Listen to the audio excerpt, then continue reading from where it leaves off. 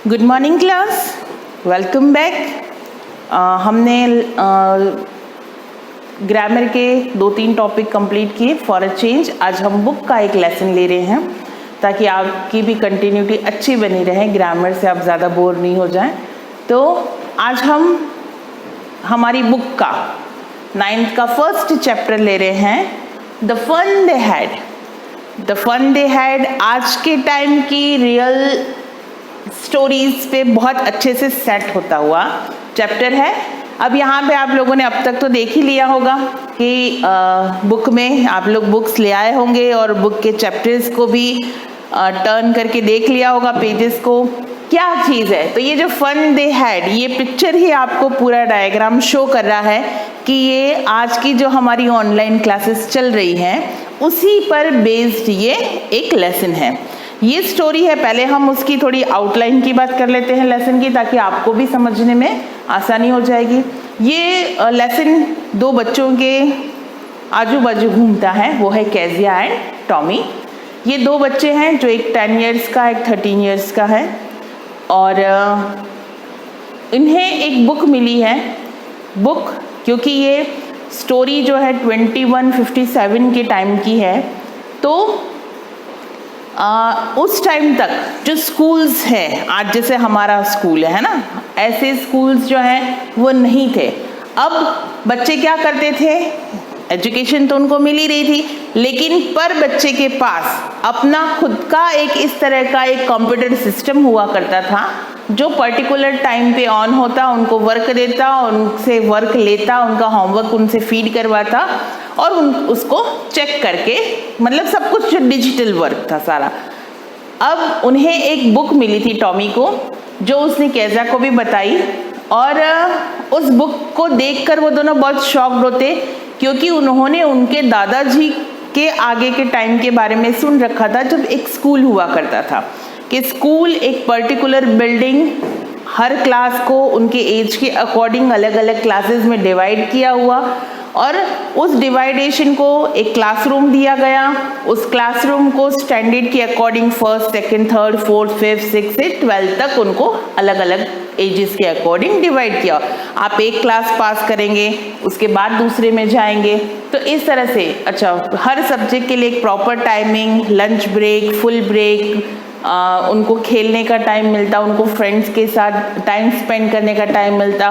तो ये सारी चीज़ें जो स्कूल में एक्टिविटी होती थी, तो ये बात हम कर रहे हैं स्कूल की। लेकिन अब यहाँ जो लेसन है, लेसन क्या है, लेसन है, देखिए आप यहाँ पर मैं एक लाइन पढ़ लेती हूँ ताकि आपको थोड़ा सा डिस्क्राइब हो जाए। The story we shall read is set in the future when books in school as we now know them will perhaps not exist। ये स्टोरी उस बारे में है जब स्कूल्स जो आज के टाइम में हम जिसमें पढ़ते हैं वो एग्जिस्ट नहीं हुआ करते थे, नहीं होते थे, यानी सब कुछ डिजिटल हुआ करता था। How will children study then, तब बच्चे कैसे पढ़ते होंगे। हम आज के टाइम में ये इमेजिन नहीं कर सकते कि स्कूल के बगैर बच्चा कैसे पढ़ता है। अगर ये कंडीशन, आज की जो कोरोना वाली कंडीशन है, ये नहीं आई होती तो हम शायद ऑनलाइन क्लास को भी नहीं समझ पाते कि ऑनलाइन क्लास क्या है, कैसी है, कैसे टीचर्स पढ़ाते होंगे।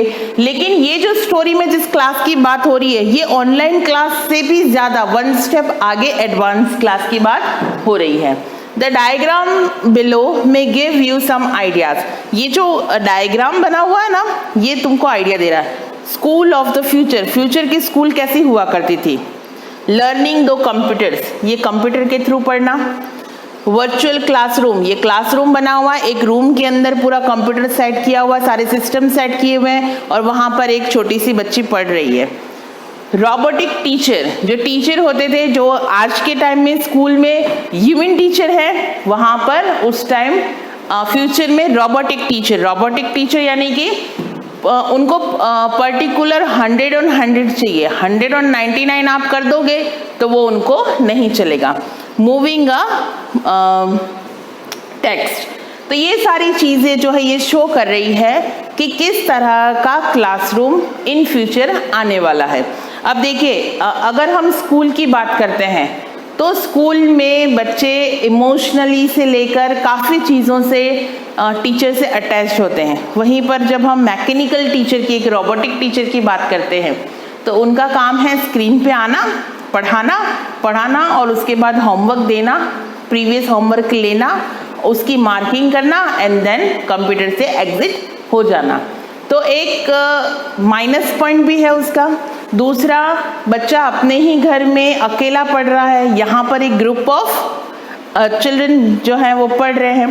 तो ये पूरा जो एक डिस्क्रिप्शन है वो इसमें पढ़ रहे हैं कि अब ये लेसन का नाम क्या है, the fun they had. The fun they had यानी कि जब kezia इस बारे में सोचती है कि कैसा स्कूल रहता होगा, वो कितना मज़ा आता होगा उनको, एक साथ बच्चे खेलते होंगे, एक साथ लंच करते होंगे।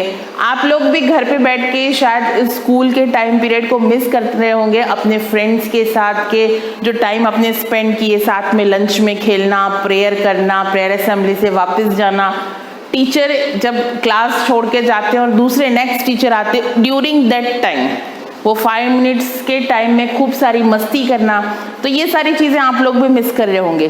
तो kezia तो ये सोच कर सारा मिस कर रही थी, क्योंकि उसका जो टीचर था वो तो रोबोटिक टीचर था।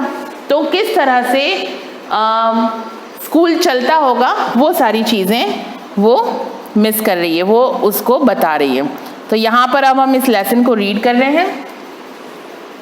आप अपनी क्योंकि ये डिजिटल बोर्ड है, आपको में भी नहीं भी दिखता हो, आपका ध्यान आपकी बुक में होना चाहिए। मैं यहाँ से लाइन रीड कर रही हूँ और उस लाइन के थ्रू आपको समझाती जा रही हूँ।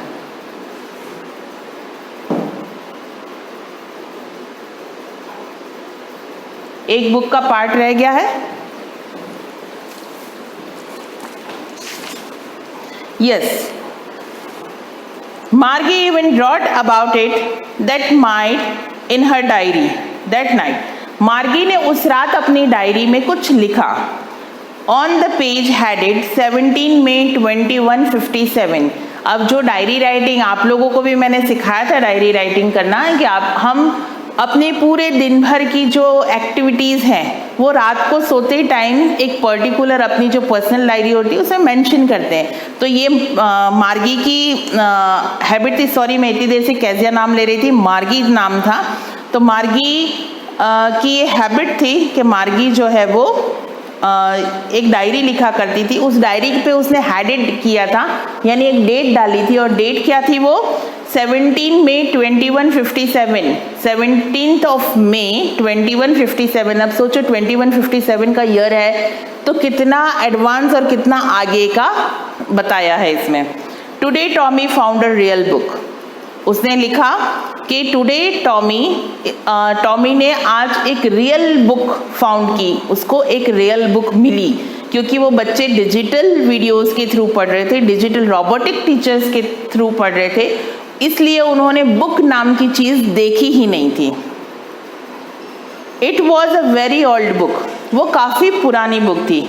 मार्गीज grandfather once said that when he was a little boy, his grandfather told him that there was a time when old stories were printed on paper. उसके दादाजी जब वो बहुत छोटे थे तब उनके दादाजी से उन्होंने सुन रखा था कि वो स्कूल में जाते थे और बुक्स पढ़ते थे, और बुक्स जो थी वो उस टाइम की प्रिंटेड पेपर की स्टोरी बुक हुआ करती थी, जिसपे सारी जो स्टोरीज होती थी वो प्रिंटेड हुआ करती थी।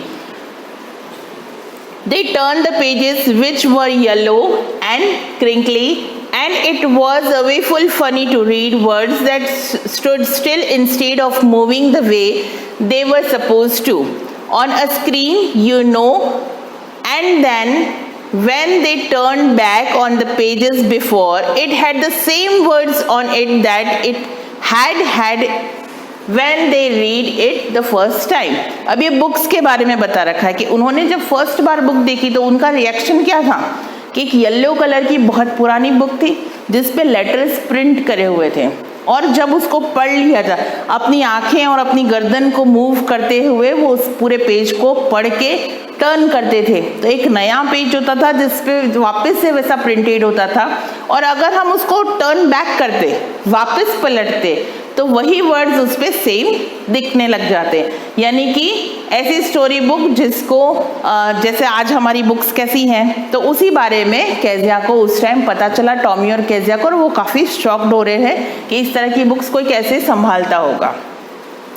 गी said the Tommy, what a waste, when you are though with the books you just throw it away। अब टॉमी क्या कह रहा है कि कितना वेस्ट है ये टाइम का कि आप एक बुक को ले रहे हो, बुक पढ़ रहे हो, और जब आपकी बुक पढ़ लेते हो आप, तो उसको संभालने की बजाय हम उसको फेंक देते हैं, यानी कि वो तो एक पेपर का वेस्ट ही है। I guess our television screen must have a million of books on it and it's good for plenty more, I would not throw it away। अब टॉमी क्या कह रहा है कि मेरी टेलीविजन स्क्रीन में काफ़ी सारी मिलियंस ऑफ बुक्स हैं और मैं उनको फेंकता भी नहीं हूँ, कितनी भी चाहो मैं उसके अंदर स्टोर कर सकता हूँ। जबकि स्कूल का माइनस पॉइंट क्या रहा होगा कि एक बुक, एक ईयर की बुक बच्चा पढ़ता होगा और उसको फेंक देता होगा, तो ये तो एक तरह का वेस्ट ही है, वो उसको कभी भी संभाल के नहीं रखता होगा। सेम विथ माइन सेड मार्गी, कि मेरे साथ भी यही है, मेरे कंप्यूटर में भी काफ़ी सारी बुक्स हैं। She was 11 and hadn't seen as many tally books as Tommy had। he was 13। अब मार्गी जो है वो 11 years की है और जो टॉमी है वो 13 years का है। तो इन दोनों ने अपनी इस छोटी सी एज में काफ़ी सारी बुक्स पढ़ ली है। She said, where did you find it? अब मार्गी ने टॉमी से क्या पूछा, तुम्हें ये कहाँ मिली? In my house, he pointed without looking because he was busy reading in the attic। What is about school? अब उसने, जब मार्गी ने पूछा कि ये तुम्हें कहाँ मिली, तो उसने बिना कुछ इशारा किए सिर्फ अपने फिंगर से पॉइंट किया कि मुझे वो स्टोर के अंदर मिली, और वो कुछ रीड कर रहा था और एक क्वेश्चन उसको मार्गी को पुट ऑन करता है, what is about school, school क्या चीज़ है। तो वो दोनों क्या डिस्कशन करते हैं, क्या पढ़ते हैं, ये हम हमारे नेक्स्ट वीडियो में पॉइंट 3 से स्टार्ट करेंगे। Okay, thank you.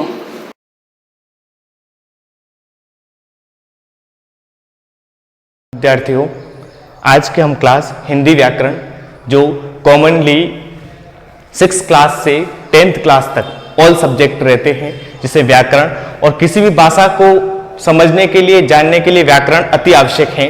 आप जानते हैं, सबसे पहले हम बात करते हैं कि हिंदी भाषा जो है किस भाषा के से उत्पन्न हुई है। तो हिंदी भाषा जो है वो मूल भाषा उसकी कौन सी है? संस्कृत है। संस्कृत भाषा से हिंदी भाषा बनी है। अब हम बात करते हैं व्याकरण जो शब्द हैं, विदन, व्याकरण शब्द जो है विदन, आदन, करण, इन 3 शब्दों से वी और आ उपसर्ग लगने से व्याकरण शब्द बना है।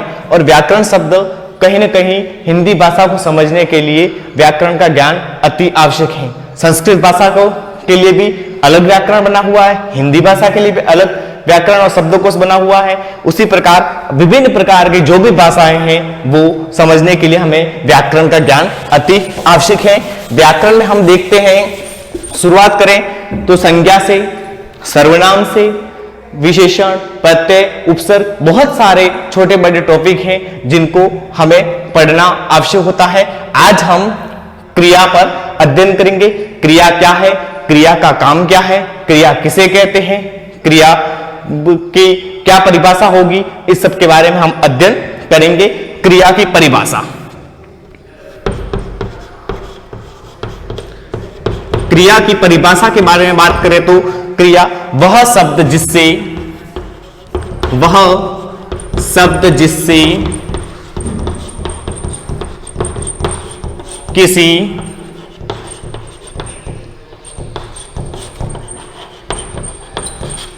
कार्य का होना, किसी कार्य का होना या करना पाया जाता है, उसे क्रिया कहते हैं। तो अब बात करें किसी कार्य का होना, क्रिया से वह शब्द होता है जिससे किसी कार्य का होना या करना पाया जाता है। जैसे राम पुस्तक पढ़ता है। अब राम पुस्तक पढ़ता है तो राम तो कर्ता हो गया हमारा, पढ़ना हमारी क्रिया हो गई और पुस्तक हमारा कर्म। जब कर्ता और कर्म दोनों हो, लेकिन कर्ता और कर्म के होने के बावजूद भी अगर क्रिया नहीं होगी तो कार्य हमारा या वाक्य हमारा पूर्ण नहीं होगा। तो राम पुस्तक पढ़ता है, राम करता है, पुस्तक कर्म है और पढ़ना हमारी क्रिया है। तो क्रिया के बिना किसी भी कार्य का संपादन नहीं किया जा सकता है। अब आगे बात करें हम, तो क्रिया के भी क्रिया तो बनी। अब क्रिया जो है शब्द संस्कृत का, जो संस्कृत में क्रिया के मूल रूप को क्या कहते हैं, धातु। तो आगे हम नोट करें,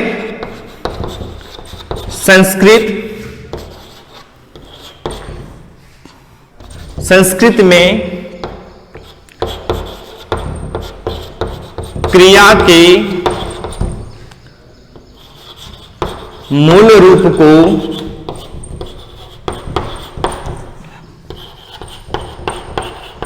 धातु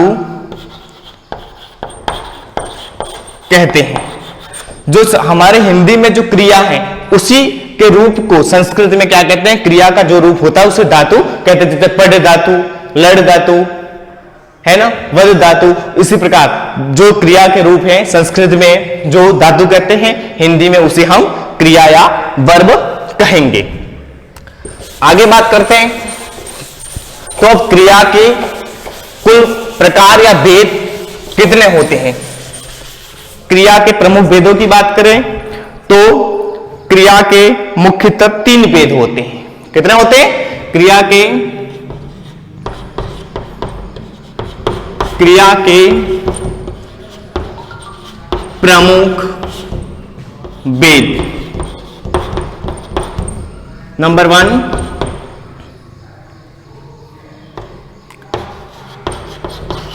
कर्म के आधार पर। दूसरा, रचना के आधार पर। और तीसरा आएगा काल के आधार पर।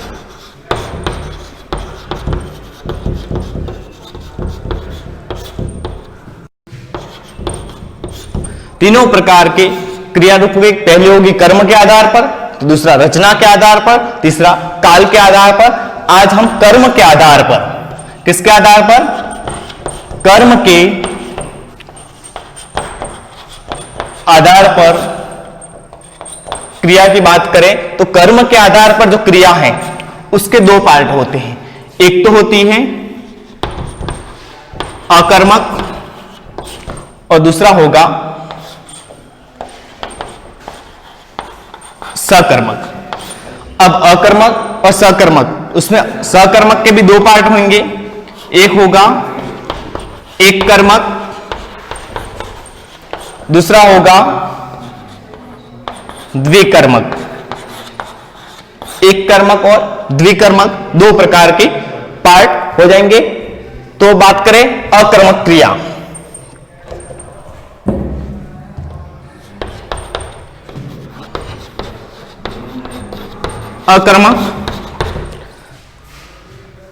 अकर्मक क्रिया, जिस क्रिया के साथ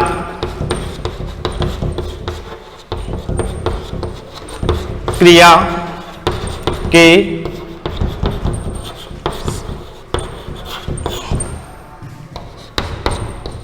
जिस क्रिया के साथ कर्म न हो, अर्थात यहां पर आपके कर्ता होगा, क्रिया होगी लेकिन कर्म नहीं होगा, वह कौन सी क्रिया होगी, अकर्मक क्रिया होगी। जैसे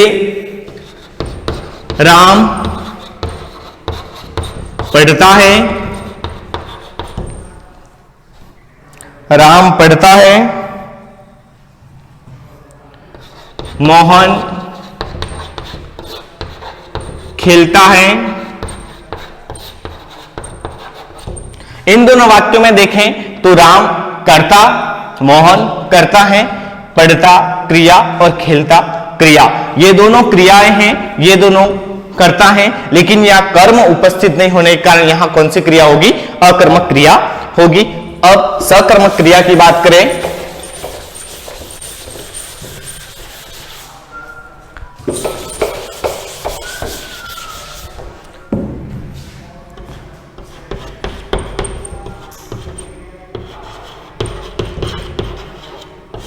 सकर्मक क्रिया वह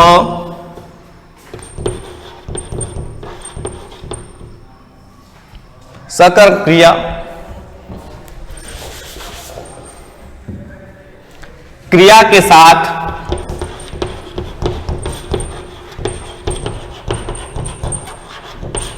कर्म हो।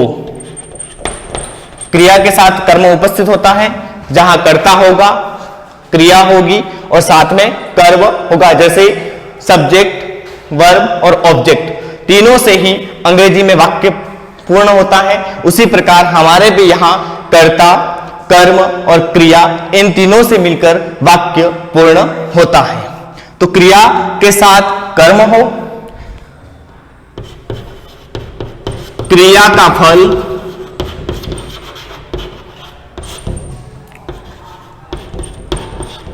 कर्ता पर न पढ़कर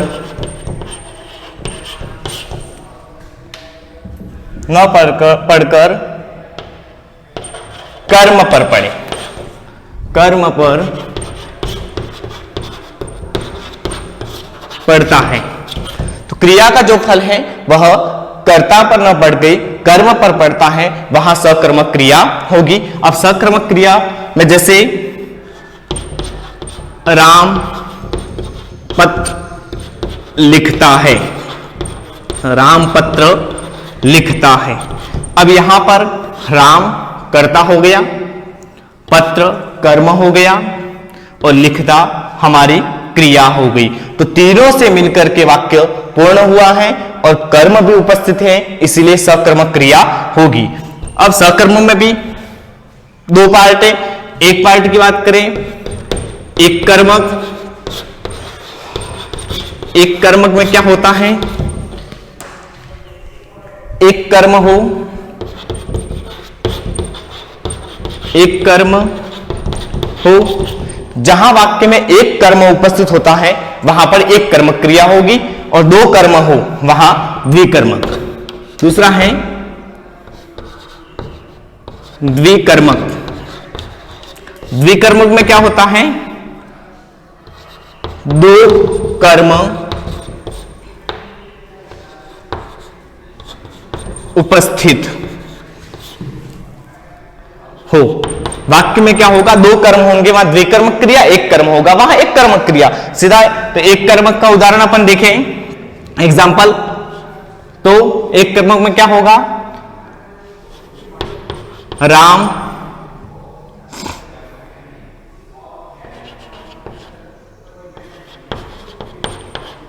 फुटबॉल खेलता है। राम क्या खेलता है? फुटबॉल। यहां अध्यापक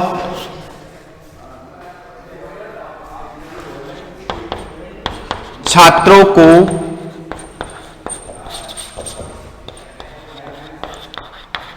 हिंदी पढ़ा रहे हैं। अब यहां अध्यापक छात्रों को हिंदी पढ़ा रहे हैं। इस वाक्य में पढ़ाना हमारी क्रिया है। क्या पढ़ा रहे हैं? हिंदी। किसको पढ़ा रहे हैं? छात्रों को। इसलिए दो कर्म हो गए। तो यहां पर जहां दो कर्म है त्रिकर्मक क्रिया, एक कर्म है वहां एक कर्मक क्रिया। अब हम बात करें तो क्रिया की पहचान, सकर्मक क्रिया की पहचान करनी है तो कोई सकर्मक क्रिया की पहचान करने के लिए क्या करना है हमें? क्रिया के साथ क्या करना है? क्रिया के साथ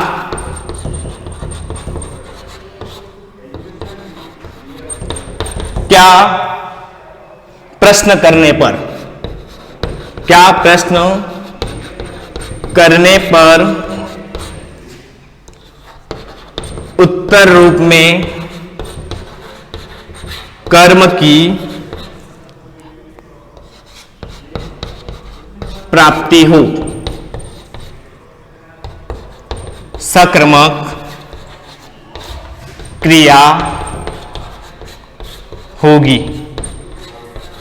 ठीक है, जहां पर उत्तर रूप में कर्म के साथ, जहां क्रिया के साथ क्या प्रश्न करना है, क्या प्रश्न करने पर उत्तर रूप में हमें कर्म की प्राप्ति हो, वहां पर हमें सकर्मक क्रिया होगी। सकर्मक जैसे मोहन, उदाहरण की बात करें अपन,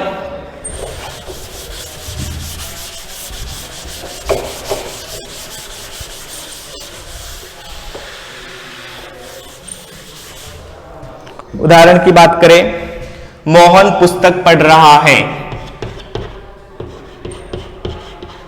मोहन पुस्तक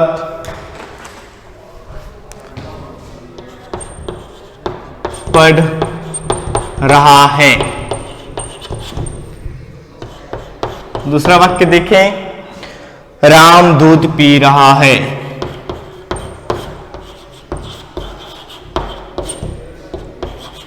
पी रहा है। विष्णु पुस्तक लिखता है। विष्णु पुस्तक लिखता है।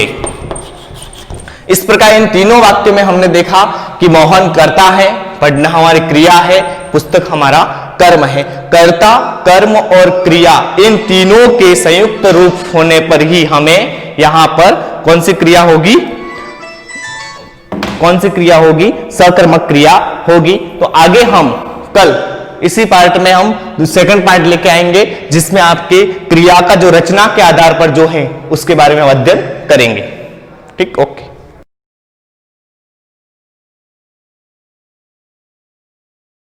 Good morning students, welcome to the class.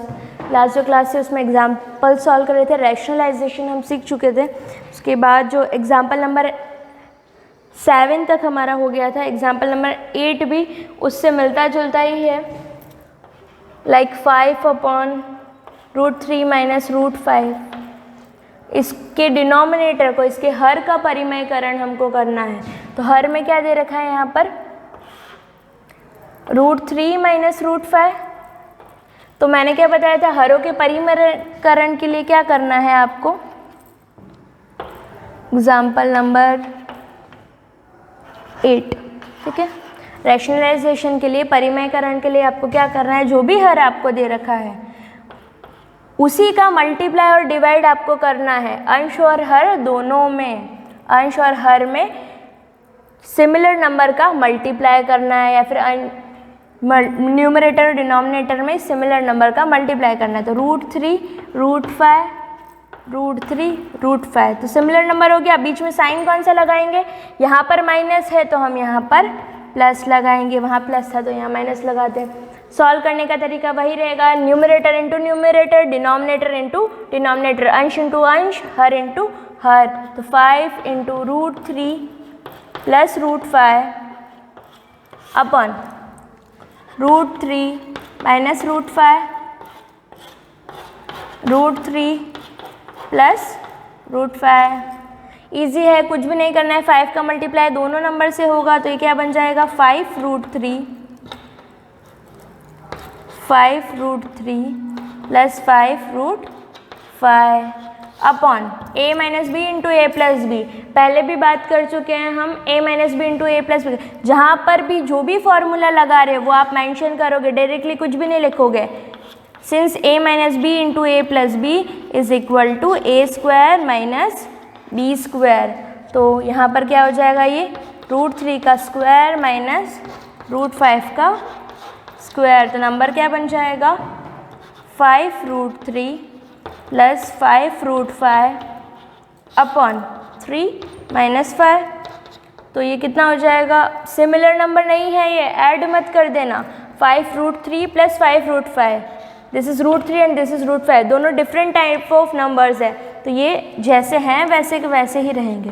5 root 3 plus 5 root 5 और अपॉन में क्या हो जाएगा, 3 माइनस 5 इज़ -2।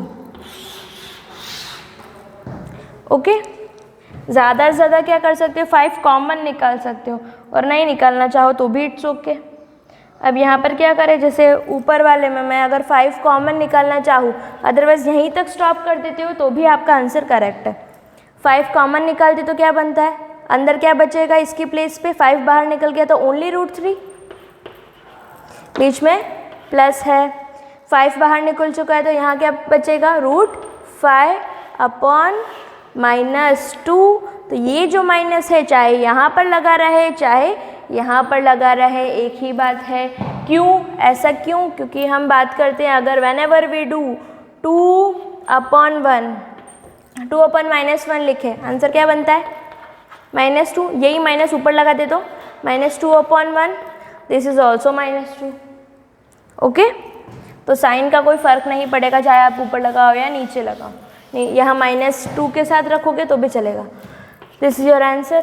ठीक है, अब जैसे नेक्स्ट एग्जाम्पल देखते हैं। एग्जाम्पल नंबर 9 जो है आपका बहुत ही ईजी है, जैसे ये करा था वैसा का वैसा आपको करना है, बस डिनोमिनेटर का मल्टीप्लाई और डिवाइड करना है, साथ ही जो साइन आप वहाँ यूज़ कर रहे हो वो उस डिनोमिनेटर से डिफरेंट हो। और साइन कैसे देखना है, उन दोनों के बीच का साइन हमको देखना है। ये जो साइन है इससे डिफरेंट साइन यहाँ यूज़ कर, यहाँ माइनस तो यहाँ प्लस, यहाँ प्लस तो यहाँ माइनस।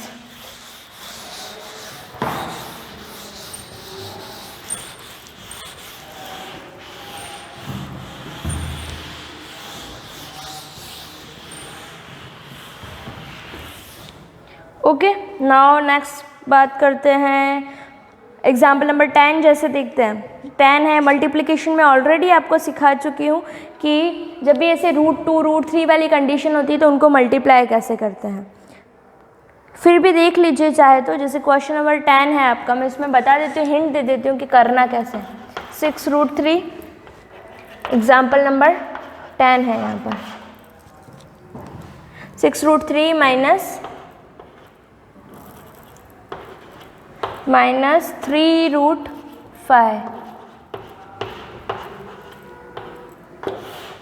अपॉन 5 √3 -3 √5। इसमें क्या करना है आपको, rationalise the denominator. Same question है, हर का परिमयकरण करना है आपको, रैशनलाइज द डिनोमिनेटर। ओके, तो करते हैं, कैसे करना है। डिनोमिनेटर का रैशनलाइजेशन करना है, इसका मतलब न्यूमरेटर से इंस्पायर नहीं होना है कि ये वाले नंबर का हम मल्टीप्लाई एंड डिवाइड कर दें, नहीं, जिसको रैशनलाइज करना है उसी को मल्टीप्लाई एंड डिवाइड करेंगे हम। किसको, डिनोमिनेटर को रैशनलाइज करना है तो यहाँ पर क्या करेंगे, डिनोमिनेटर का ही मल्टीप्लाई और डिवाइड होगा। तो यहाँ पे लिखोगे on multiplying numerator and denominator by जो भी नंबर है आपका अंश व हर में इसका गुणा करने पर। तो अब यहाँ पर जो नंबर है वो तो मैंने वैसा कैसे लिखा है, तो लैंग्वेज आपको साथ के साथ लिखनी है। मल्टीप्लाई विथ, कैसे मल्टीप्लाई करोगे, सेम नंबर से ही, बस साइन बदल जाएगा। तो 5 √3 3 √5 आपका रहेगा ही, बस बीच का साइन क्या लगेगा, यहाँ माइनस है तो यहाँ पर प्लस। ये कब ध्यान रखना है, जब आपके पास एडिशन या सब्ट्रैक्शन में नंबर है, सिंपल दे रखा है तो वहाँ आप साइन का नहीं भी ध्यान रखो तो चलेगा, वहाँ चाहे सिमिलर साइन लगाओ चाहे अपोजिट साइन लगाओ, दोनों में ही आंसर सेम ही आएगा। अब यहाँ पर numerator into numerator, denominator into denominator, तो मल्टीप्लाई करेंगे, क्या आंसर बनेगा, दोनों को ही मल्टीप्लाई करना है तो 6 √3 -3 √5 मल्टीप्लाई विद 5 √3 प्लस 3 √5 अपॉन 5 √3। चाहे तो डायरेक्टली भी यहाँ कर सकते थे but still step by step लिखेंगे तो ज़्यादा बेटर है। 5√3 प्लस 3√5। क्लियर। अब यहाँ क्या करेंगे, दो टर्म्स दे रखी है, एडिशन सब्ट्रैक्शन दोनों में दे रखा है, जैसे मल्टीप्लाई करते हैं सीधे सीधे वैसे ही करेंगे। दो चीज़ें हैं, दो टर्म यहाँ भी है यहाँ भी है। टोटल कितने एलिमेंट्स आने चाहिए आफ्टर द मल्टीप्लिकेशन? 4, क्योंकि ये टर्म इन दोनों से मल्टीप्लाई होगा, सेकेंड टर्म इन दोनों टर्म से मल्टीप्लाई होगा, तो 2 इसके तो कितने 4 टर्म्स हमारे पास आएंगे। फर्स्ट हमने लिया 6√3, इसका मल्टीप्लिकेशन फर्स्ट नंबर से सेकेंड नंबर से दोनों से ही होगा। 6√3 का मल्टीप्लिकेशन किया हमने 5√3 से। 6√3 मल्टीप्लाई विथ 5√3। नाउ 3√5 से बचा हुआ है तो प्लस 6√3 इंटू 3√5। क्लियर। अब ये माइनस का 3√5, साइन का ध्यान रखेंगे यहाँ पर, माइनस का 3√5 मल्टीप्लाई होगा 5√3 से, तो माइनस का 3√5 मल्टीप्लाई होगा 5√3 से। एंड नेक्स्ट इज यही माइनस का √3 मल्टीप्लाई होगा, माइनस का 3√5 मल्टीप्लाई होगा प्लस के 3√5 में, तो प्लस माइनस माइनस रहेगा, यहाँ भी प्लस माइनस माइनस, और अपॉन में जो चल रहा है उसको अगर देखते हैं तो सिमिलर नंबर बीच में साइन अलग, a minus b into a plus b. हम जानते हैं a का स्क्वायर माइनस b का स्क्वायर, अब डायरेक्टली लिख सकते हैं, जो भी फॉर्मूला अप्लाई कर रहे हो उसको लिखेंगे साथ साथ, तो साइड में आपको मेंशन करना है a minus b into a plus b equal to a square minus b square. a का वैल्यू पुट करो 5√3, b क्या है 3√5। ओके, इसको सॉल्व करेंगे आगे तो क्या बनेगा देखते हैं। नेक्स्ट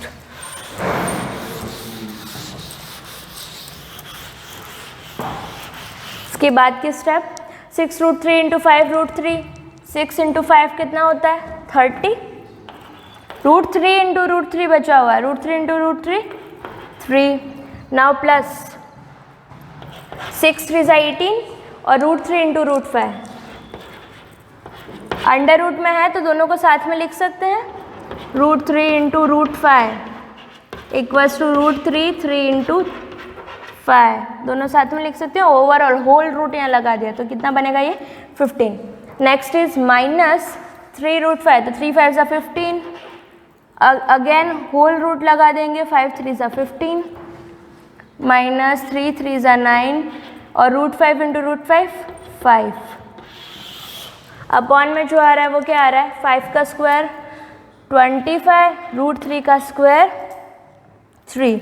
अब ये चीज़ कैसे हुई, जब भी लिखते हैं a इंटू बी का square that is equal to a का भी स्क्वायर और b का भी स्क्वायर, तो यहाँ पर इसका स्क्वायर है तो दोनों चीज़ें मल्टीप्लिकेशन में, तो 5 का भी स्क्वायर होगा, √3 का भी स्क्वायर होगा। 5 का स्क्वायर इज 25, इंटू में √3 का स्क्वायर, रूट की जितनी भी टर्म होती है रूट और स्क्वायर जब भी साथ आए वो आपस में कैंसिल हो जाते हैं और एट द एंड ये नंबर बचता है अंदर वाला, तो दिस इज 3 माइनस 3√5 का स्क्वायर, 3 का स्क्वायर 9 इंटू 5 का स्क्वायर कितना, चाहे तो ब्रैकेट्स में लिख लो इसको ताकि कंफ्यूजन ना हो।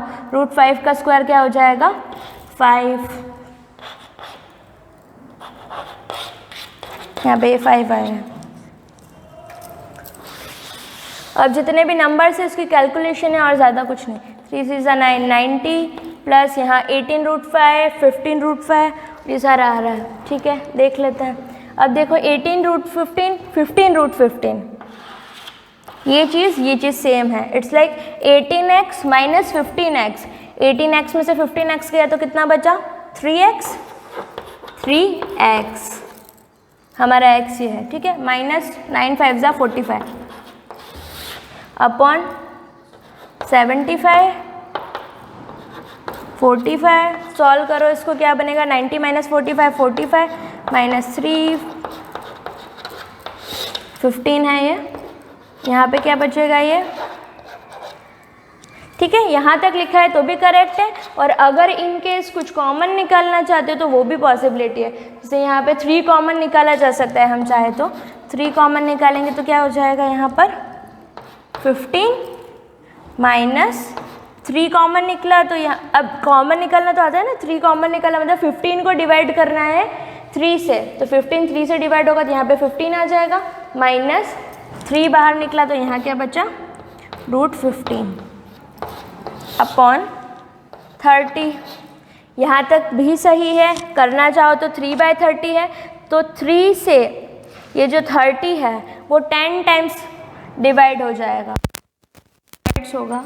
तो यहाँ पे बनेगा, ये तो हो जाएगा 1 टाइम, ऊपर वाला तो 15 माइनस √15 अपॉन 10 टाइम ये डिवाइड, ये 1 चाहे लिखो या ना लिखो। तो this is the answer, 15 minus √15 upon 10। This is the simplification भी कह सकते हैं, और इस चीज़ की जगह ये लिखा जा सकता है क्वेश्चन की जगह। This is the rationalisation of denominator. आगे के एग्जाम्पल्स नेक्स्ट क्लास में। Thank you.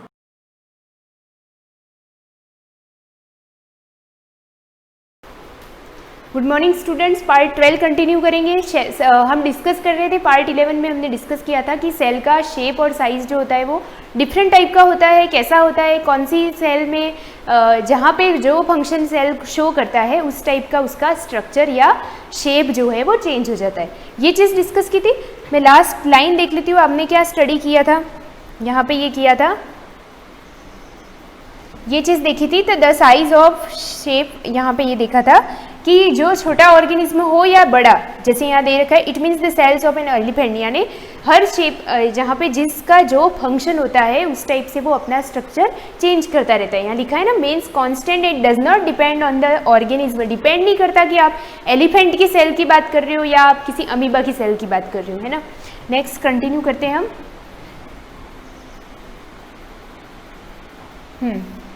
ये यहाँ पे कुछ स्ट्रक्चर दे रखा है, आपको दिख रहा होगा डायग्राम में। ये बहुत कम कर देती हूँ।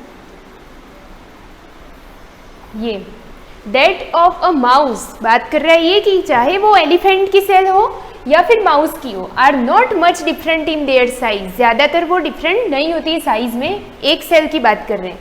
Actually, the size of an organism is determined by the number of cells it has, not by the size of the cell.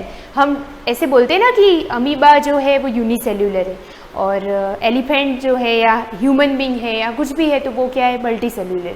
तो हम किस बेस पे बात कर रहे हैं, दोनों में फ़र्क क्यों निकाल रहे हैं? बने तो दोनों सेल से। पहली लाइन का मीनिंग यही है कि दोनों का स्ट्रक्चर जो बना हुआ है, यूनिट जो है लाइफ की, वो सेल ही है। डिफरेंस क्या है कि किस में कितनी सेल है। अमीबा में एक सेल है तो दूसरे में मल्टी सेल्यूलर है, बहुत सारी सेल है। तो नंबर की बात हो रही है। Determined by the number of cells, it has not by the size of the cell. It is made up of मतलब वो जिससे बनी है उसकी बात कर रहे हैं। The number of cells in a human infant and an adult human being is different, but the size of cells they have is almost similar. क्या बोला इसने? Number of cell in human infant यानी baby child, जो एकदम से new baby born होता है, 1 day का 2 डेज का, उसको बोलते हैं infant child. And an adult human being, adult की बात करें तो दोनों ह्यूमन बीइंग है, दोनों के different but the size, human being is different but the size of cell they have is almost similar. उनके साइज, उनके अंदर जो सेल्स होते हैं उनके साइज में फ़र्क नहीं होता, उनके नंबर में फ़र्क होता है।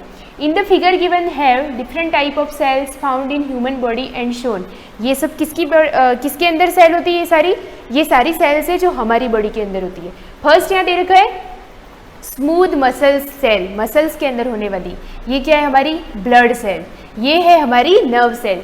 ये जो आपको दिख रहे हैं ये सारे, ये जो होते हैं ये पॉइंट्स जाके मिलते हैं हमारे सेंस ऑर्गन से, आई से, ईयर से, नोज से, स्किन से और टंग से। ये जो 5 सेंस ऑर्गन होते हैं ये उनसे जाके जुड़ते हैं आपस में, फिर वहाँ से मैसेज को लाते हैं यहाँ पर। तो हमारा जो ब्रेन और हमारा स्पाइनल कॉर्ड वो मिल के काम करता है और फिर हमें कमांड मिलता है, ऑर्डर मिलता है कि वहाँ पर हॉट ऑब्जेक्ट है, आप उसको टच मत करो या वहाँ से अपनी फिंगर को हटा दो। तो ये हमारा सिस्टम होता है। तो ये सेल भी हमारे अंदर होती है।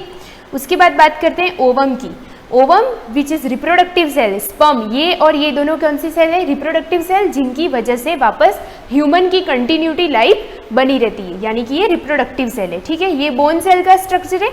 और ये जो दे रखा है आपको फैट सेल है। फैट यानी हमारा जो स्किन के नीचे एक्स्ट्रा जमा होता है फैट, उसको बोलते हैं फैट सेल। तो ये सारे स्ट्रक्चर आपको ड्रॉ करने, इनके बारे में लिखना मत कुछ, बस आप इसका डायग्राम बना के इनके लेबल कर देना इनको। उसके बाद ले लेते हैं ये paragraph.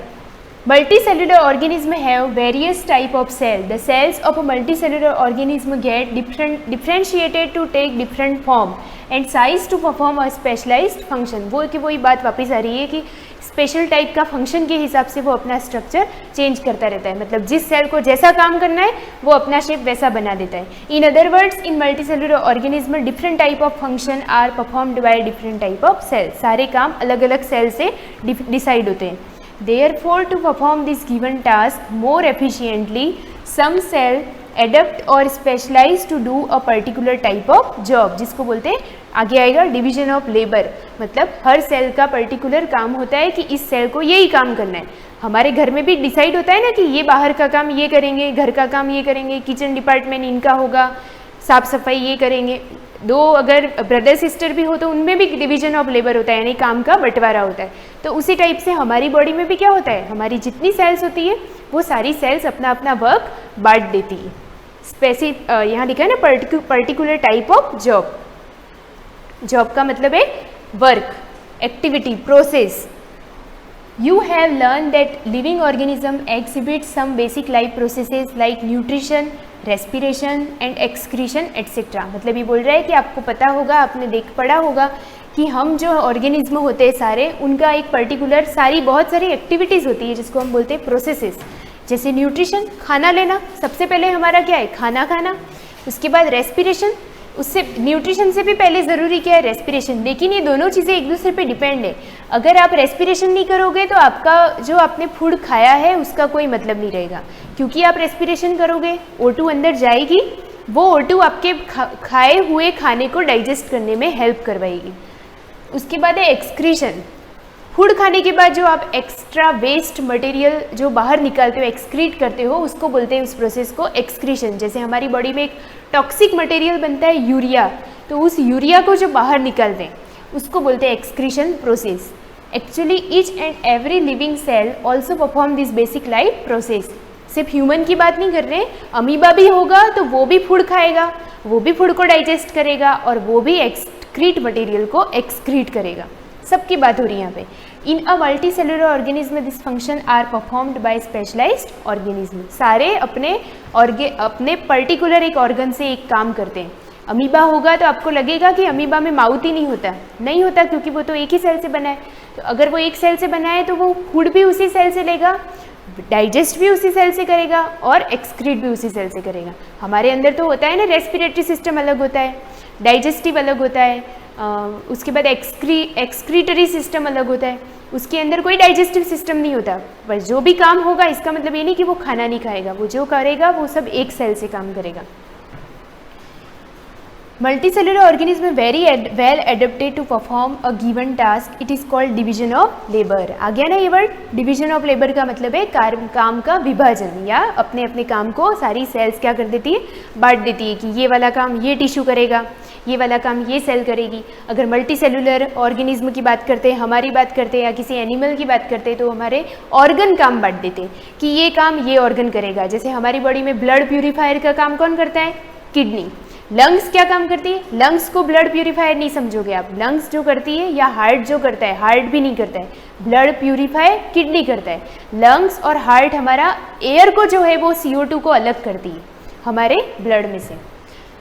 Let's discuss an example to make it more clear. वैसे तो आपको क्लियर हो गया है, फिर भी ये बुक वाला हमको और ईजी दे रहा है कि आपको एक एग्जाम्पल दे देते तो आपके माइंड में क्लियर हो जाएगा। The function of the heart is to pump blood. देखो हार्ट का ही एग्जाम्पल आ गया। To different parts of the body to ventilate the lungs is the function of the rib cage and diaphragm. जैसे ये बांट रहा है, डिवीजन ऑफ लेबर समझा रहा है आपको कि किस तरह से काम बांटते हैं। तो ये बोल रहा है कि वैसे तो हार्ट आपका ब्लड को क्या करता है, पंपिंग का काम करता है, कंटिन्यू उसको बाहर अंदर करता है, ठीक है। Different parts of the body, जहाँ से घूम फिर के ब्लड आता है डिफरेंट पार्ट से, वहाँ से कहाँ आता है, हार्ट में। हार्ट क्या करता है, पंपिंग करता है। To ventilate the lungs is function, मतलब हार्ट का काम क्या है, सिर्फ पंपिंग ऑफ ब्लड, ब्लड को पंप करना। लेकिन यहाँ पर लंग्स का काम क्या है, function of the rib cage and diaphragm, air को बाहर अंदर निकालना। तो ये वर्ड आ गया यहाँ पे वेंटिलेट। तो वेंटिलेट का काम, एयर को वेंटिलेट करना, जो हमने इनहेल और एक्सेल किया, उस O2 CO2 को इनहेल एक्सेल या वेंटिलेट करने के लिए कौन से ऑर्गन काम में आते हैं, लंग्स। लंग्स के साथ रिब केज, पसलियों के बाहर जो पिंजर बना होता है उसको बोलते हैं रिब केज। और नीचे जो होता है डायफ्राम, डायफ्राम को आप यहाँ पे एरो करके पेंसिल से लिख देना, dome shape muscle, DOME shaped muscle present beneath the lungs. दो लंग्स के नीचे एक डोम शेप की मसल्स होती है जो हमारे लंग्स को हमारे स्टमक से अलग रखती है, दोनों को एक दूसरे से अटैच नहीं होने देती है, दोनों को सेपरेट रखती है। या ये बोलो कि लंग्स का फ्लोर बनाने में जो चीज़ होती है वो होता है डायफ्राम। ठीक है, to digest the food and absorb the digested food is the function of the alimentary canal. जैसे यहाँ पंपिंग ब्लड का हार्ट का काम है, हार्ट का, फिर वेंटिलेट का काम है लंग्स का, उसके बाद जो डाइजेस्टेड फूड का काम है तो वो किसका है, हमारे एलिमेंट्री कैनाल। एलिमेंट्री कैनाल कहाँ, माउथ से शुरू होती है और एनस पे एंड हो जाती है। पूरे को क्या बोलेंगे, एलिमेंट्री कैनाल, जिसके अंदर mouth, large oesophagus, small intestine, stomach, small intestine, large intestine and then anus, वो पूरा बनता है एलिमेंट्री कैनाल। ठीक है, अब ले लेते हैं last paragraph. It is the interesting to note that such division of labour is found in cells also. Tissue, यहाँ ऑर्गन की बात हो रही है कि लंग्स ये काम करेगा, हार्ट वो काम करेगा, तो ये बोल रहा है कि सिर्फ ऑर्गन में नहीं, सेल्स भी अपना काम डिसाइड करती है। एक छोटा सा एग्जाम्पल दे देती हूँ मैं आपको, उसके साथ इस क्लास को ख़त्म करूँगी। जैसे प्लांट की बात करें तो प्लांट में आपको पता है 7th में आपने पढ़ा होगा, 8th में आपने पढ़ा होगा, मैंने बार पढ़ाया होगा कि जाइलम सेल्स जो होती है उनका काम है वाटर ट्रांसपोर्ट करना।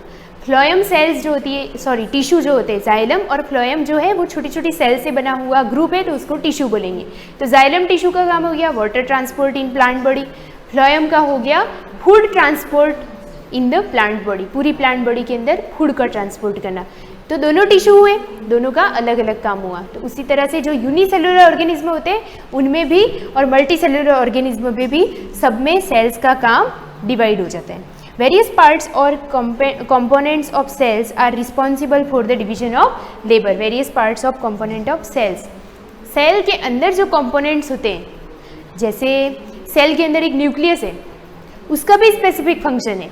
सेल के अंदर एक सेल लिक्विड है साइटोप्लाज्मा, उसका भी एक स्पेसिफिक फंक्शन है। सेल के अंदर एक लिक्विड है प्रोटोप्लाज्मा, उसका भी एक स्पेसिफिक फंक्शन है। मतलब ये कि सेल और सेल के साथ उसके कंपोनेंट सबका एक पर्टिकुलर काम होता है, एक जॉब होता है, एक लेबर होता है जो उनको करना होता है। ठीक है, इस तरह से इस क्लास को ख़त्म कर दें। मैं नेक्स्ट क्लास को कंटिन्यू करूँगी, इसके बाद में यहाँ पे ये एंड हो रहा है। नेक्स्ट क्लास में पढ़ाऊँगी आपको, तब तक आप इसको पढ़ के आना और इसको नोट्स बनाना, तभी समझ में आएगा, नहीं तो आपको लगेगा कि ये क्या रीड कर रहे, समझ में नहीं आएगी ये बातें। Thank you.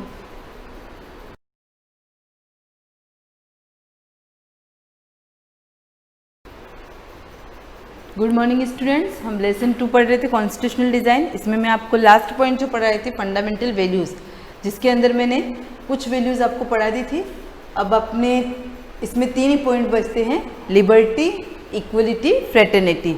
ये वर्ड आप लोग के क्लास 6 में आ गया था, पूरा एक साथ आया था। लिबर्टी, इक्वलिटी, फ्रेटर्निटी क्या होता है, स्वतंत्रता, समानता और भ्रातृत्व। देखो इसके अंदर क्या है, ऊपर जो मैंने पढ़ाए हैं पॉइंट्स, ये सारे पॉइंट्स आपको नोट्स के रूप में लिखने हैं। और वैसे भी इनका जो एक्सप्लेन कर रखा है बहुत छोटा छोटा कर रखा है, और पीछे आपके क्वेश्चन भी आएगा इनका कि आपको कोई 5 वैल्यूज़ लिखनी है, 3 वैल्यूज़ लिखनी है, या पर्टिकुलर किसी को एक्सप्लेन करना है। तो आप इतना तो पता चलता है आपको लिबर्टी के अंदर, मतलब कि आपको एक लाइन में आपको एक आंसर देना है तो आप उसको क्या दोगे, तो आप उतना ही मैटर लिखना जितना आप अच्छे से लर्न कर सकते हो। यूँ नहीं कि यहाँ पर 3 लाइन ही दे रखी तो हम 3 लाइन पूरी कर लेते हैं। काम करने के अकॉर्डिंग मत करना, आपको उसको लर्न भी करना है। जैसे फर्स्ट में कितना दे रखा, इतने दे रखा है तो ये आपको पूरा लिखना ही पड़ेगा।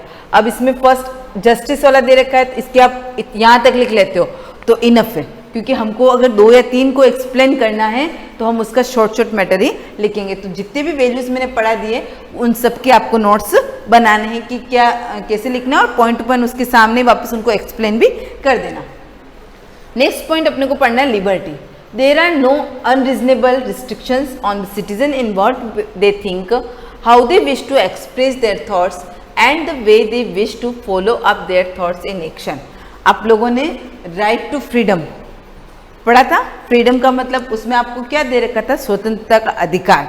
तो यहाँ पर भी लिबर्टी के अंदर भी क्या दे रखी है, अपने को स्वतंत्रता दे रखी है। तो इसमें भी क्या दे रखा, अनरीजनेबल, बिना किसी कारण से आप लोगों के ऊपर कोई भी प्रतिबंध नहीं लगाया जाएगा।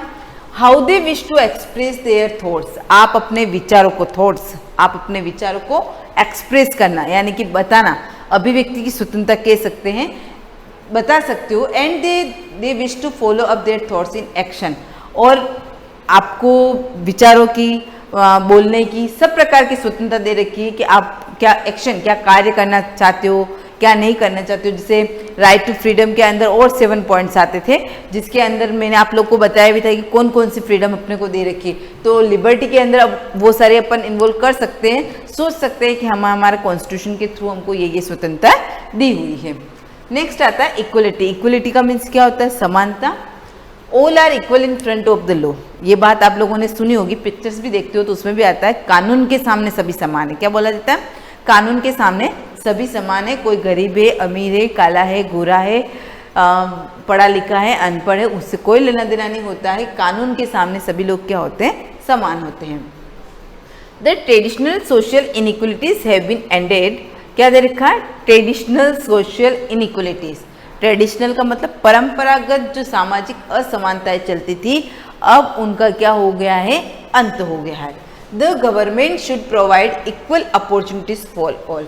देखो अंत हो गया है ये, या अंत हो रहा है ऐसा मान सकते हैं, लेकिन सभी जगह पर जो परंपरागत सामाजिक असमानताएं चलती है, अभी भी हम ये नहीं कह सकते हैं कि संपूर्ण राष्ट्र में वो सारी जो बुराइयां थी या असमानताएं थी वो खत्म हो गई है। कब अभी तक कुछ गांव कह सकते हैं जहां पर हमारी सरकार के प्रशासन के लोग नहीं पहुंच सकते हैं, न्यूज़ वाले नहीं पहुंच सकते हैं, वहां पर अभी भी ऐसी असमानताएं चलती होगी जिसके बारे में हमारी सरकार को पता भी नहीं होगा। The government should provide equal opportunities for all. क्या दे रखा है? हमारी सरकार सभी को समान अवसर देती है, इक्वल अपॉर्चुनिटीज, सभी को समान समानता देती है। जैसे आप लोग को मैंने पहले बताया था, ये भी अपने एक राइट्स के अंदर आता है, right to equality. First right ये right to equality, article 14 to 18, तो उसमें भी ये आता है इक्वल अपॉर्चुनिटी, समान काम के लिए समान वेतन। मैंने आपको पढ़ाया भी था, चाहे महिला हो या पुरुष हो, अगर वो दोनों सेम काम कर रहे हैं तो उनको वेतन भी समान दिया जाएगा, और सभी लोगों को अपना डेवलपमेंट करने का, अपना विकास करने का समान अवसर मिलेगा। तो ये कौन कहता है? इक्वलिटी। लास्ट पॉइंट आता है वैल्यूज के अंदर फ्रेटर्निटी। फ्रेटर्निटी का मतलब होता है भ्रातृत्व, बोलते हैं इसको हिंदी में। अगर आपको बंधुत्व लिखना हो, भाईचारा लिखना हो, तो भी आप इसको मेंशन कर सकते हो। All of us should behave like members of the same family. क्या मानना है अपने को? कि सभी हम सब जो हैं क्या है? एक ही परिवार के हैं। आपने संस्कृत में एक कोटेशन सुना होगा, वसुदेव कुटुंबकम। उसका मीन्स क्या होता है? संपूर्ण पृथ्वी ही अपना एक परिवार है। तो यहाँ पर भी हम लोगों को सभी लोगों के साथ कैसा बिहेवियर करना है कि ये मेरे ही परिवार का है, ये मेरा ही है, ये अपना ही है, ये समझकर आपको सभी दूसरे लोगों के साथ ऐसी भावना रखनी है। No one should treat a fellow citizen as inferior. किसी के साथ बुरा बर्ताव नहीं करना है, किसी को डराना नहीं है, ऐसा बिहेवियर आपको नहीं करना है। कुल मिला के बात इतनी सी है, जो भी वैल्यूज़ दे रखी है उन वैल्यूज़ की इम्पोर्टेंस अपने लिए है, अपने लिए बनाई गई है, तो हमको उसको फॉलो भी करना है और उसकी रिस्पेक्ट भी करनी है। नेक्स्ट 8th पॉइंट आता है इस लेसन का, the constitution of India was made long before, why should we follow it now. क्या दे रखा है? इसको समझना आप पहले क्वेश्चन को। The constitution of India was made long before, हमारा संविधान तो बहुत पहले बना दिया 1949, 26 1949 को बन गया था, 26 नवंबर। Why should we follow it now, अब हम इसको फॉलो क्यों करते हैं? सवाल क्या उठ रहा है कि हमारा संविधान तो बहुत लंबे समय पहले ही बन गया था, अब हम उसको फॉलो क्यों करते हैं? अब उसको फॉलो क्यों करते हैं, इसके कुछ रीज़न दे रखे हैं। साथ ही साथ ये भी बता रखा है कि कुछ लोग इसको फॉलो नहीं करना चाहते हैं, क्यों नहीं करना चाहते हैं, ये भी देख सकते हैं। The constitution does not mirror the opinions of its member only. क्या दे रखा है? Constitution does not mirror, mirror का मतलब कह सकते प्रतिबिंब, उन लोगों का ही प्रतिबिंब यहाँ पर शो नहीं होता है जो इनके मेंबर्स थे, यानी कि उन्हीं लोगों के लिए नहीं बनाया गया था कि जो इसमें काम कर रहे हैं, जो इसके मेंबर्स हैं, उन्हीं लोगों के लिए ये कॉन्स्टिट्यूशन नहीं बनाया, उन्हीं का ये प्रतिबिंब नहीं है। It exhibits a broad agreement of its time, बहुत लंबे समय तक क्या किया उन लोगों ने? एग्रीमेंट। एग्रीमेंट का मतलब यहाँ पर कोई कह सकते हैं ना, समझौता करना किसी चीज़ के, तो उन्होंने भी बहुत सारी चीज़ों के साथ समझौता किया, तब जाके हमारा संविधान बना है। Many countries across the world have had to rewrite their constitution afresh because the fundamental rules were not acceptable to all। क्या दे रखा है आप यहाँ पर? Many countries, बहुत सारे देश ऐसे हैं जो अपने कॉन्स्टिट्यूशन को क्या कर रहे हैं, फिर से लिख रहे हैं, यानी कि फिर से नया बना रहे हैं। बिकॉज क्यों? The fundamental rules were not acceptable to all, क्योंकि उसमें जो फंडामेंटल रूल्स दे रखे हैं सभी लोग उनको स्वीकार नहीं कर पा रहे हैं। ये कह सकते हैं कि हो सकता है कि जब उन्होंने कॉन्स्टिट्यूशन बनाया हो तो उसमें उन्होंने ऐसे फंडामेंटल राइट्स लिखे हो, ऐसे फंडामेंटल रूल्स लिखे हैं जो सभी लोगों के लिए समान नहीं हो। इन सम अदर कंट्रीज, और दूसरे कुछ देशों में क्या हो रहा है, the constitution exist a piece of paper. वो क्या मानते हैं, हमारा संविधान क्या है, एक पीस ऑफ पेपर, यानी कि पेपर का टुकड़ा है। No one in reality no one follow it. तो रियलिटी क्या है, नो वन फॉलो, कोई भी उसको फॉलो नहीं करता, यानी कि कोई भी संविधान को नहीं मानता। However the experience of our constitution is different.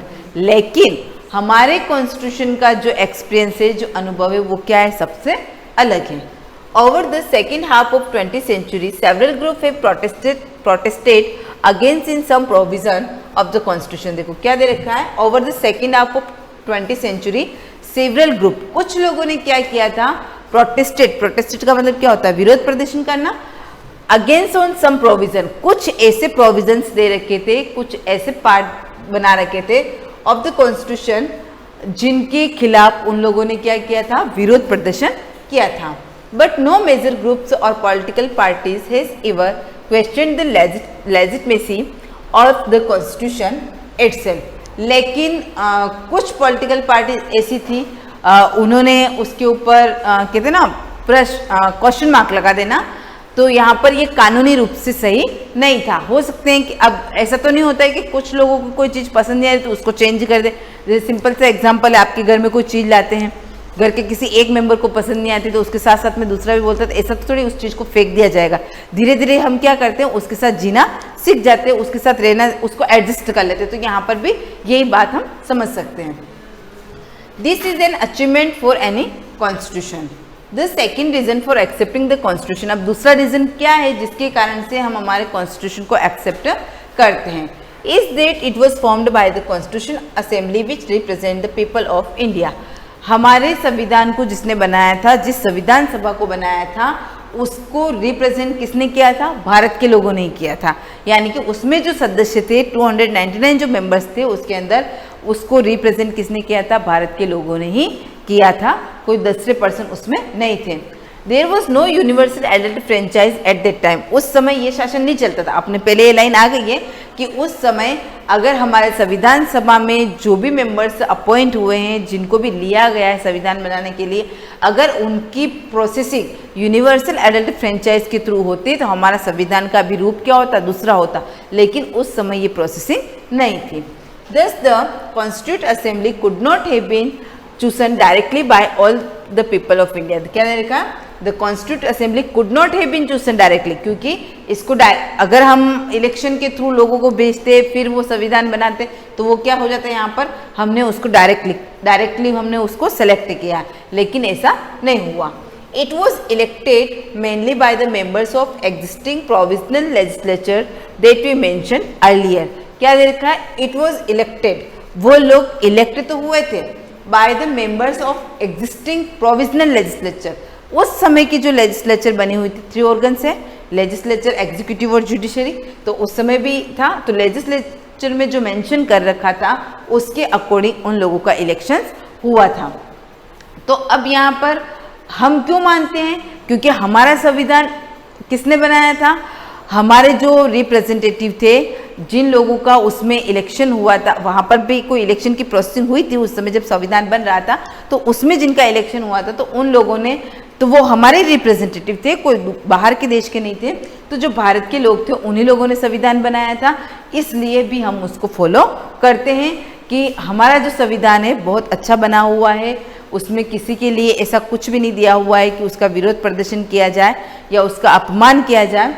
तो इसीलिए हम इसी रीज़न से हमारे कॉन्स्टिट्यूशन को फॉलो करते हैं। लेकिन कुछ देश वाले इसको नहीं मानते हैं, तो सबके उनके अलग अलग रीज़न है, कोई उसको पीस ऑफ पेपर मानता है, कोई ये कहता है कि हमारे जो फंडामेंटल रूल्स है हमारे अकॉर्डिंग बने हुए नहीं हैं, तो हमको क्या करना चाहिए, इसको नया बनाना चाहिए। तो ये सारी चीज़ें अलग अलग कंट्रीज़ के ऊपर अलग अलग डिपेंड करती है कि वो उसको कैसे चेंज करें।